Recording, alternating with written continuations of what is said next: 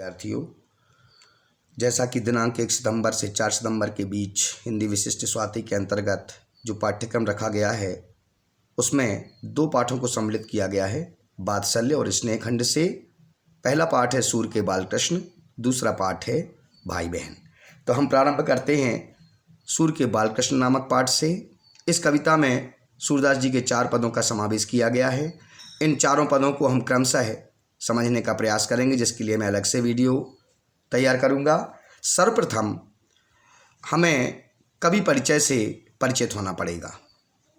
कवि परिचय के अंतर्गत महाकवि सूरदास जी का जीवन परिचय बहुत ही महत्वपूर्ण है, वार्षिक परीक्षाओं में निरंतर पूछा जाता रहता है। अतः आप सबसे पहले जीवन परिचय को समझें एवं लिखें। आपको विदित है कि हम कवि परिचय के अंतर्गत 4 बिंदुओं का प्रयोग करते हैं।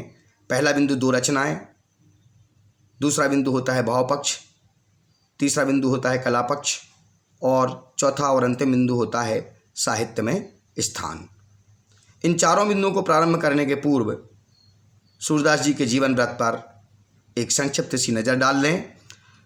सूरदास जी महाकवि के नाम से जाने जाते हैं और विट्ठलनाथ द्वारा स्थापित अष्टछाप के अग्रणी भक्त कवियों में अपना प्रमुख स्थान रखते हैं। उनका जन्म संवत 1535 ईस्वी अर्थात सन 1478 में दिल्ली के पास सीही नामक ग्राम में हुआ था। ऐसा कहा जाता है, अर्थात ऐसा माना जाता है कि सूरदास जी जन्मांध थे, अर्थात जन्म से ही दृष्टिहीन थे, दिखाई नहीं देता था। इसके बाद भी उन्होंने हिंदी साहित्य जगत में अपनी अमर कृतियों को प्रदान करके साहित्य की जो सेवा की है वह अद्वितीय है। तो इस तरह से संक्षिप्त जीवन परिचय को जानने के बाद अब हम बढ़ते हैं इनकी रचनाओं की ओर। 2 रचनाओं के अंतर्गत आप लिखेंगे। सूरदास जी की मुख्य 3 कृतियां हैं, आप किन्हीं 2 का प्रयोग कर लेंगे। नंबर 1 सूरसागर, नंबर 2 सूरसारावली और नंबर 3 साहित्य लहरी। इनकी जो सूरसागर नामक कृति है वह अमर कृति है। इसमें लगभग 1.25 लाख गेय पदों का चित्रण किया गया है। तो इस तरह से 2 रचनाएं हो जाएंगी। अब चलते हैं हम इनके काव्य के भाव पक्ष की ओर। दूसरा बिंदु भाव पक्ष है। सूरदास जी के काव्य में भक्ति भाव के दर्शन होते हैं, क्योंकि वे कृष्ण भक्त थे, सगुण भक्त धारा के कवि थे। उनकी कविताओं में, उनके काव्य में, उनके पदों में भगवान कृष्ण की बाल सुलभ चेष्टाओं का बड़ा ही सुंदर चित्रण होता है। उन्होंने भगवान कृष्ण को कभी अपना आराध्य देव माना है तो कभी सखा माना है, और उनके मनोवैज्ञानिक विश्लेषण के द्वारा अपनी लेखनी के माध्यम से सजीव चित्र उपस्थित किए हैं। उनके काव्य में भावुकता एवं सहृदयता के दर्शन होते हैं। माता यशोदा एवं बाबा नंद का भगवान कृष्ण के प्रति अनुराग उनके भावुकता को दर्शाता है। उनके काव्य में रसों का श्रेष्ठ संयोजन हुआ है। शांत रस, श्रृंगार रस और वात्सल्य रस का अनुपम प्रयोग किया है। उनका वात्सल्य अद्वितीय है, इसलिए वात्सल्य के चितेरे कवि के नाम से भी जाने जाते हैं। इनके काव्य में कहीं कहीं श्रृंगार रस के भी दर्शन होते हैं। मार्मिक चित्रण मिलता है जब गोपियों और भगवान कृष्ण की रासलीला या विरह का वर्णन करते हैं, तो यहाँ पर श्रृंगार रस के दर्शन होते हैं। अब चलते हैं तीसरे बिंदु कला पक्ष की ओर।